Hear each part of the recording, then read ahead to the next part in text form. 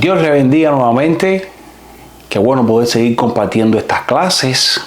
Y hoy estaremos hablando acerca de las ordenanzas.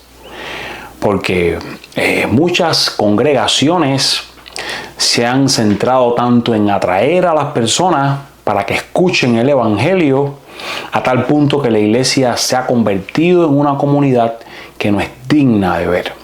Y precisamente son las ordenanzas las que afirman y permiten que la comunidad de creyentes, mediante el bautismo y la Santa Cena, muestren al mundo esa comunidad digna de ver que ellos son.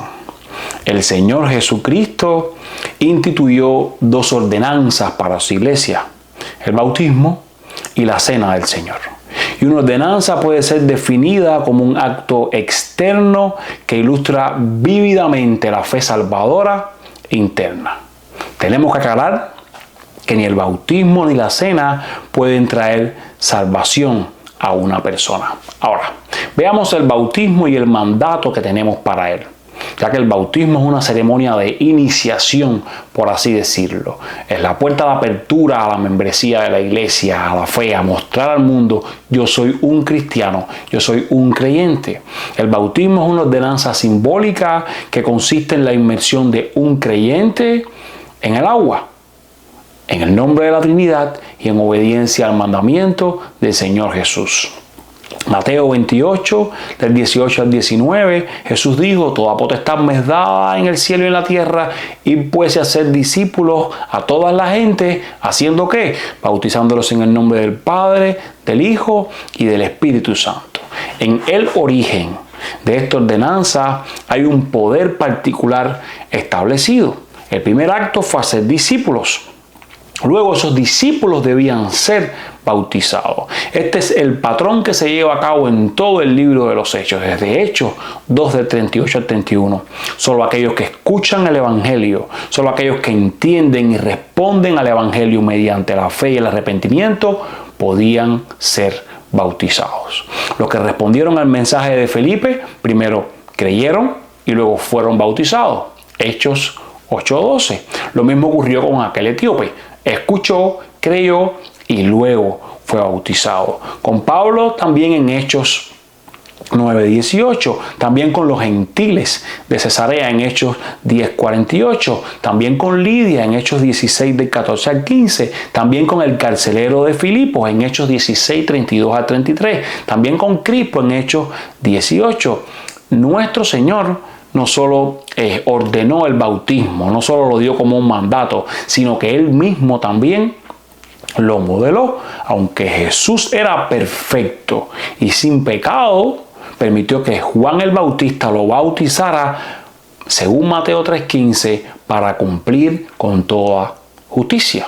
El bautismo de Jesús en el Jordán tuvo al menos dos propósitos. El primero marcó el comienzo de su ministerio público. El segundo señaló el futuro de su muerte, su sepultura y su resurrección.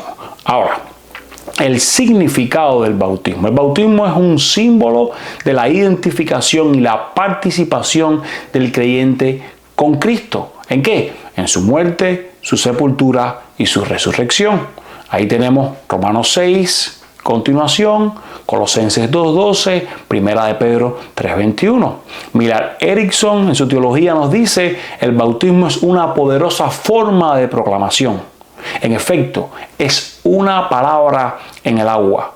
Esta palabra que se predica tiene básicamente tres mensajes. En primer lugar, el bautismo es una imagen del pasado, porque en el acto del bautismo el nuevo creyente muestra tanto al mundo que lo observa como a la iglesia local que él cree en una persona real, en una persona histórica que vivió, llamada Jesucristo. El Jesús de la Biblia que nosotros predicamos vivió, fue crucificado, fue sepultado y resucitó para hacer posible la redención de los pecadores. Es la muerte, sepultura y resurrección de Jesucristo lo que el creyente mismo imagina cuando se sumerge en el agua. También el bautismo es una imagen del presente, porque Tito 3:5 llama a llama regeneración o nacer de nuevo lo que está simbolizando el bautismo. Como cuando Jesús dijo en Juan 3:3, si uno no nace de nuevo, no puede ver el reino de Dios. Así que es una imagen que en el presente también está siendo dada a un grupo de personas. El libro de Romanos lo explica en 6, los versos del 4 al 6. Y allí hay 3 frases claves que son usadas en este texto para apuntarnos a la cruz. Número 1, sepultados con Él en la muerte por el bautismo, unidos en la semejanza de su muerte, nuestro viejo hombre fue crucificado con Él. Esa es la imagen del bautismo. Sepultados, unidos con Él, crucificados con Él. Soy una nueva persona en Cristo. Cuando un nuevo creyente sale de las aguas del bautismo, la imagen vívida que da es la nueva vida. Como nos dice 2 Corintios 5:17. Si alguno está en Cristo, nueva criatura es, las cosas viejas pasaron y aquí todas son hechas nuevas. Una imagen de lo que está pasando en el presente. Esta persona ha sido regenerada, ha sido hecha nueva. Y también el bautismo es una imagen que apunta al futuro, porque al mirar hacia el futuro miramos a la propia resurrección corporal de la vida eterna. O sea que anunciamos que como mismo hemos resucitado al salir de esta agua, resucitaremos en el día final. Y el discípulo que se bautiza declara su confianza en que aunque muera, que aunque sea sepultado, en el regreso de Cristo, Él resucitará con el Señor. Primero a los Tesalonicenses 4:16 dice, porque el Señor mismo descenderá del cielo con aclamación, con voz de arcángel y con trompeta de Dios, y los muertos en Cristo resucitarán primero. Primero a los Corintios 5:20 el apóstol Pablo dice, Cristo ha resucitado entre los muertos y se ha convertido en las primicias de los que han muerto, de tal manera que el bautismo es una imagen vívida de esa futura resurrección corporal de cada uno de los creyentes. El método del bautismo. Los métodos comúnmente usados son ablución o derramamiento, la aspersión o rociamiento, y estos no pueden ser corroborados por el Nuevo Testamento. El método bíblico que solemos practicar y nos gusta enseñar a la luz de la Biblia es la inmersión. Y encontramos varias razones de peso para practicar el bautismo por inmersión de creyentes regenerados. En primer lugar, existe una razón etimológica. El término bautizar, que significa esto, bautizo, inmersión, el candidato se sumerge completamente en el agua y luego sale del agua en una presentación gloriosa, dramática del Evangelio. La misma palabra bautizar proviene de esa palabra griega que significa sumergir, repetidamente sumergir, sumergir. Incluso la idea en la literatura griega de la época, la literatura antigua, es que en el bautismo el objeto, cualquiera que sea, se sumerge completamente bajo del agua. Y hay 2 ejemplos: el paño que se sumerge repetidamente para darle un tinte que cambie de color, se mete y se saca, se mete y se saca, y el barco que se hunde completamente. Eran palabras que se usaban para hablar con respecto al bautismo. Así es que hay una razón etimológica en la palabra para nosotros practicar el bautismo de esta manera. También hay una razón práctica, y es los ejemplos bíblicos que nosotros tenemos en el Nuevo Testamento. Jesucristo mismo fue bautizado por inmersión. Según Mateo 3:16 dice que cuando Jesús fue bautizado, subió inmediatamente del agua. Y he aquí que se abrieron los cielos y el Espíritu de Dios que descendía como paloma y se posaba sobre él. En Juan 3:23 vemos que Juan el Bautista llevó a cabo su ministerio de bautismo y donde se bautizó también Cristo en un lugar donde había muchas aguas. Dice que él bautizaba en Enón, cerca de Salim, porque ahí había muchas aguas. También vemos esto en el libro de los Hechos. También tenemos una razón simbólica nosotros para bautizar, porque la muerte, sepultura y resurrección del Señor y la del pecador arrepentido requieren este bautismo por inmersión. Si recordamos Romanos 6 del 4 al 6, podemos entender que ninguna otra forma de bautismo describe y muestra el Evangelio muestra la obra de la resurrección, como lo hace el bautismo por inmersión, como lo hace la obra de sumergirse y volver a salir. Algunos comentarios de no bautistas apoyando este punto de la inmersión, por ejemplo, nos los trae John Wesley cuando dice que el bautismo sepultado con él alude a bautizar por inmersión según la costumbre de la primera iglesia. Martín Lutero dice que quisiera que los que han de ser bautizados sean sumergidos enteramente como la palabra imparte y el misterio significa. Juan Calvino dice que la palabra bautizar significa sumergir. Es cierto que la inmersión era la práctica de la iglesia antigua. Vamos a hablar un poco acerca de los candidatos ahora del bautismo. Y está bastante claro en el Nuevo Testamento que solo los creyentes deben ser bautizados. El bautismo es para la persona que se ha arrepentido de sus pecados, que ha confiado en Cristo para su salvación, así como el apóstol Pablo predicó: arrepentidos y bautícense cada uno de vosotros en el nombre de Jesucristo. El apóstol Pedro, ahí en Hechos 2:38. En el Nuevo Testamento implicaba que ellos debían ser enseñados, como leímos en Mateo 28:20, que habían recibido la palabra y que habían recibido el Espíritu. Existe una discusión con respecto al bautismo de niños, al bautismo infantil, a la luz de la enseñanza del Nuevo Testamento. Porque en el libro de Hechos encontramos las palabras de que algunos hogares completos eran bautizados. Hechos 10:48, 16:15, 33, 18:8, 1 Corintios 1:16. Y esto se ha interpretado como que incluso los bebés también eran bautizados. En respuesta a esto, decimos que hogar no exige necesariamente que hubiera infantes en esos hogares. Y además, en estos casos mencionados anteriormente, los que fueron bautizados fueron los que oyeron la palabra, Hechos 10:44, y creyeron, Hechos 16:31-34. En ninguna parte de la Escritura se enseñan que los infantes fueran bautizados. Ahora, quienes argumentan a favor del bautismo del niño tienen algunos puntos que son necesarios considerar. Por ejemplo, mucha gente bautiza a sus bebés, y este punto para nada conciliamos con él, porque creen que el bautismo quita el pecado original. Este grupo es el grupo de los católicos romanos, y ellos no creen en la salvación por la sola fe. Con estos no tenemos ni que tratar. Más bien queremos pensar en aquellos que están de acuerdo con nosotros en el Evangelio, como algunos hermanos presbiterianos, anglicanos, que sin embargo todavía bautizan niños. Y el argumento para ellos bautizar niños es que el bautismo es la continuación del nuevo pacto de la señal y el sello de la circuncisión en el antiguo pacto.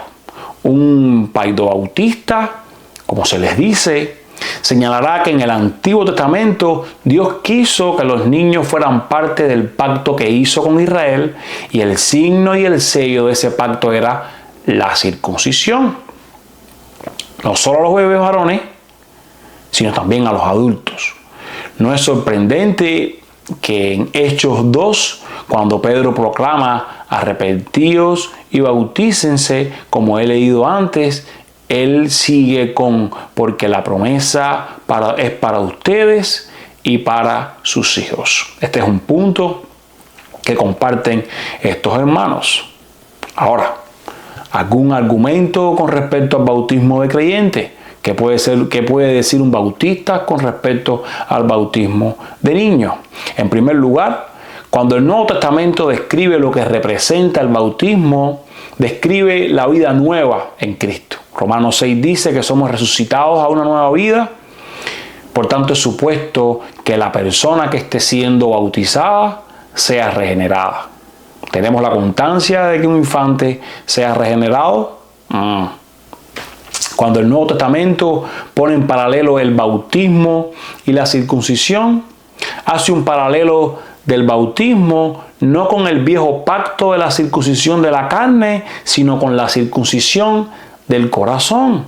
Es útil recordar que a través del Antiguo Testamento Dios les recuerda periódicamente a su pueblo que en lo que más Él está interesado no es en la circuncisión externa o la circuncisión de la carne, sino la circuncisión del prepucio de sus corazones. No echa manos al echar de vosotros el cuerpo pecaminoso carnal en la circuncisión de Cristo. Y aquí tenemos nosotros este texto que está en Colosenses 2, y sería muy bueno leerlo. Dice que en Él también fuisteis circuncidados con circuncisión no hecha a mano, al echar de vosotros el cuerpo pecaminoso carnal en la circuncisión de Cristo, sepultados con Él en el bautismo, en el cual fuisteis resucitados con Él, mediante la fe en el poder de Dios que le levantó de los muertos. La continuidad no es entre la circuncisión y el bautismo, sino en la circuncisión del corazón y el bautismo. Es entre la fe salvadora y el bautismo. En una tercera instancia tenemos que decir que no existen claros ejemplos de bautismo infantil en el Nuevo Testamento. De hecho, las referencias del bautismo hablan de conversión.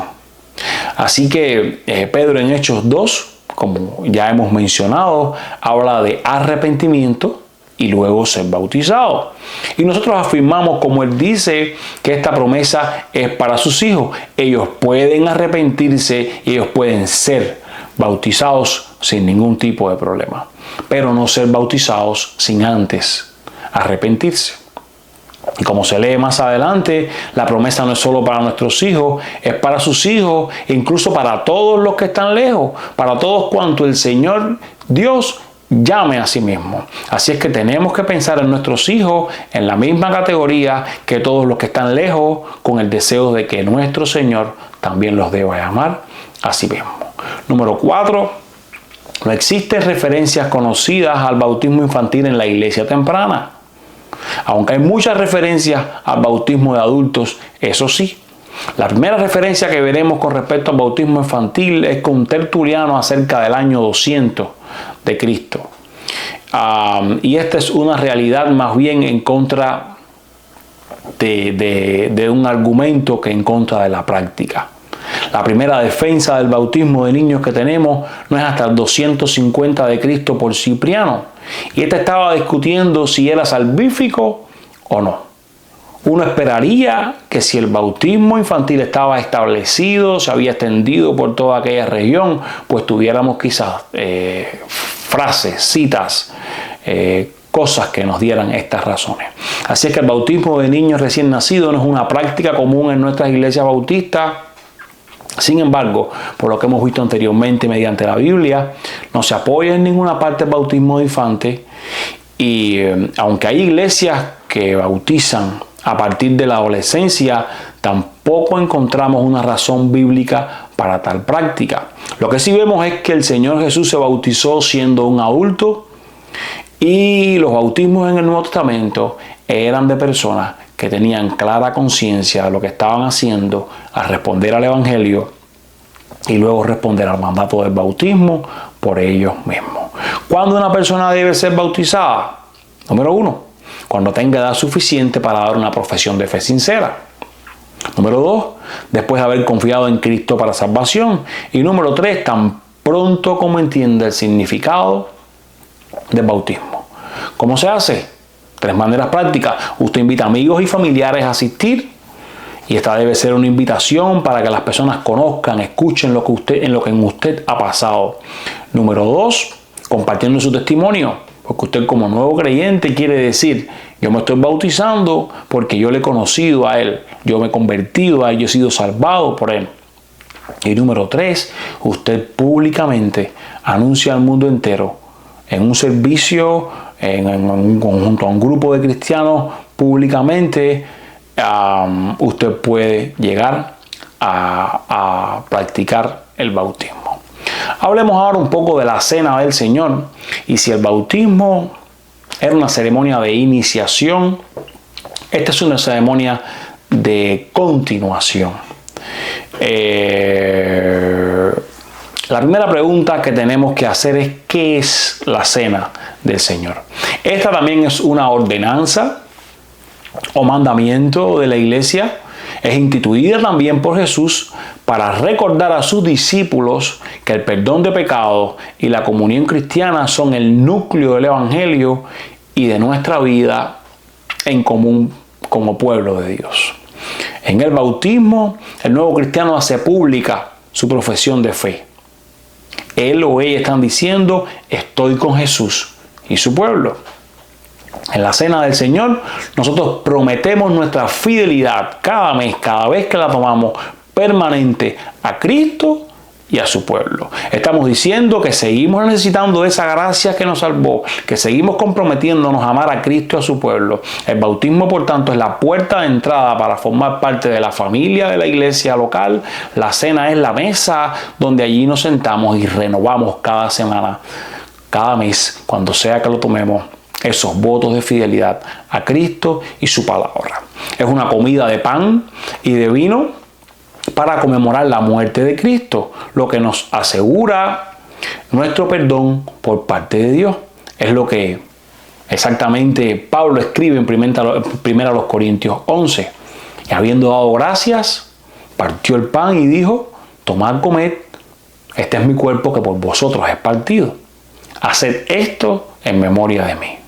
Asimismo, tomó también la copa después de haber cenado, diciendo: esta copa es el nuevo pacto en mi sangre. Haced esto todas las veces que la bebiereis en memoria de mí. Así pues, todas las veces que comiereis este pan y bebiereis esta copa, la muerte del Señor anunciáis hasta que Él venga. De manera que cualquiera que comiera este pan o bebiera esta copa del Señor indignamente será culpado del cuerpo y la sangre del Señor. Por tanto, pruébese cada uno a sí mismo y coma así del pan y beba de la copa. La cena del Señor también tiene un significado que está enraizado en el pasado, en el presente y en el futuro. La cena en el pasado es un recuerdo de lo que Cristo hizo en la cruz. Esto es lo que Él nos dijo que sería: hacer esto en memoria de mí. Y ese recordatorio es bueno para nuestras almas, recordar lo que en el pasado Cristo hizo por nosotros, como su sangre fue derramada, como su cuerpo fue partido cuando lo merecíamos nosotros. La cena también tiene un factor presente, porque la cena del Señor no solo nos invita a mirar al pasado, sino que Pablo la describe acerca de una realidad presente. Cuando tomamos la cena es solo después de examinarnos a nosotros mismos cómo estamos viviendo en el presente la vida cristiana. Nos examinamos, estamos seguros de que estamos en la relación correcta con Dios, de que estamos en la relación correcta los unos con los otros. Así que la cena del Señor muestra que en el presente yo como individuo estoy caminando en la fe del Señor Jesucristo. Y muestra que como cuerpo estamos juntos, unidos, nos debemos perdonar, debemos caminar sirviendo a ese Cristo. Es una imagen instantánea de la congregación celestial, aunque no sea perfecta, tanto en quien está participando y cómo nos estamos relacionando los unos con los otros. Y la cena del Señor también apunta al futuro. Usted probablemente ha notado el tiempo futuro en la enseñanza de Pablo aquí en este texto. En la toma de la cena, nosotros, como dice, la muerte del Señor proclamamos hasta que Él venga. Es una cena a la espera de su venida final. Un ensayo general, por así decirlo, del banquete mesiánico que está por llegar. Es por eso que la cena también es sombría, pero alegre. Nos hace pensar en lo que pasó triste en el pasado, pero nos hace pensar también en lo que pasará y lo que se logró para el futuro. Estamos capturando todas esas emociones en esta muestra de lo que Cristo ha hecho, está haciendo y hará. Algunos puntos con respecto a la cena. Tenemos el punto católico romano tradicional, conocido como la transubstanciación. Es la doctrina de que cuando el sacerdote consagra los elementos y están participando de la cena, se produce realmente un cambio metafísico. La sustancia del pan y el vino, lo que es realmente, se convierte respectivamente en el cuerpo y la sangre de Cristo. Nosotros negamos la transubstanciación. También está el punto de vista luterano, la consubstanciación, en el cual el cuerpo y la sangre estaban presentes con y bajo el pan y el vino. El pan y el vino no se habían convertido en el cuerpo como en el punto de vista anterior, ni se habían convertido en la sangre de Cristo, pero ahora tenían el cuerpo y la sangre, y además del pan y el vino, ambas cosas. El cuerpo y la sangre están allí, pero no de una manera que la presencia del pan y el vino queden excluidas, sino que todas juntas allí están. También está el punto de vista reformado, como algunos le llaman, que habla de una presencia espiritual. Y dicen que Cristo está presente en ese momento de la cena del Señor. No físicamente, no corporalmente como en los puntos de vista anteriores, más bien su presencia en el sacramento es espiritual o dinámica. Por último, el punto de vista de Zwinglio o simbólico, que es el que más nosotros compartimos y simpatizamos con él. La última posición que examinaremos es la que la cena del Señor es simplemente una conmemoración. Es un recordatorio para nosotros. Los elementos son meros símbolos de la obra de Cristo. Él no está física ni espiritualmente presente. Su presencia en los elementos no es más intensa que su presencia en cualquier otro lugar de nuestra vida. ¿Qué es lo que hace la cena del Señor en nosotros? Número uno, es una oportunidad regular para el autoexamen. Nos permite examinarnos. Es una oportunidad regular para comprobar nuestras relaciones con nuestros hermanos en la iglesia. Es un poderoso recordatorio del perdón que hemos recibido. Es más, cuando comemos el pan, también recordamos que no solo de pan vive el hombre. Y la cena está tendiendo este puente entre lo que es temporal y lo que es eterno. La cena también es una advertencia de juicio para aquellos que no participan, porque les está recordando la obra de Cristo. Y la cena es un recordatorio de nuestra unidad como congregación que Cristo ha logrado. De tal manera que el Señor mismo instituyó la cena para que las iglesias locales formadas por cristianos celebraran juntos su unión con Cristo y la comunión que tienen entre sí. Aquí por cristianos siempre tenemos que aclarar que son aquellos que por la fe han creído en Jesucristo, se han arrepentido, han sido reconocidos por una iglesia local, por una congregación local, como alguien que ha nacido de nuevo y es miembro activo de esa iglesia local. Nosotros especialmente venimos a la mesa del Señor una vez al mes, cada primer domingo, y allí juntos practicamos de la cena. De tal manera que las ordenanzas representan a Cristo y sus beneficios para nosotros. Confirman nuestro interés en Él. Nos recuerdan que Cristo ha muerto, ha resucitado para la remisión de nuestros pecados. Marcan de forma visible la iglesia con respecto al mundo. Y cuando usted se sienta y mira la cena del Señor, por ejemplo, lo que se está viendo es una instantánea de la verdadera iglesia.